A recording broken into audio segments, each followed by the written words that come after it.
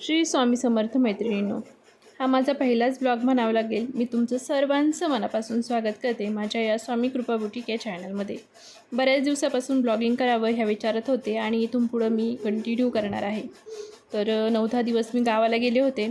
गावावरून जेव्हापासून आले तेव्हापासून मला करमतच नव्हतं. मुलींसाठीची मी काही कपडेही अल्टर काढली होती, पण 2 दिवस तशीच मशीनवर पडून राहिली. जेव्हा कस्टमरचे कॉल यायला लागले तेव्हा म्हटलं आता मनावरचा आळस झटकला आणि म्हटलं उठा आता आपण कामाला लागूया. पहिल्यांदा अल्टरसाठीची जी कपडे होती ती करून घेतली. त्यानंतर मला कालच एक वन पीसची ऑर्डर आली आणि मग मी कालच त्यासाठी वन पीसचं अस्तर आणि कप्स आणले. रात्री सगळी कामं आवरल्यानंतर कटिंग करून घेतली, म्हणजे म्हटलं सकाळी फक्त शिवणचंच काम राहील.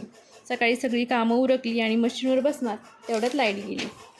मग म्हटलं आता एक्स्ट्राची जी कपडे धुवायला काढली होती, भिजायला टाकली होती, ते पहिल्यांदा कामं उरकून घ्यावं. सुदैवाने ते काम होतं नाही कुठं तर लाईट आली. मशीनवरचा कालचा पसारा आवरायचा होता तसाच राहिला होता.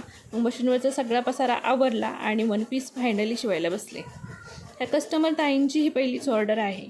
तुम्ही पाहत असाल तर मी अशा पद्धतीने वन पीस शिवलेला आहे.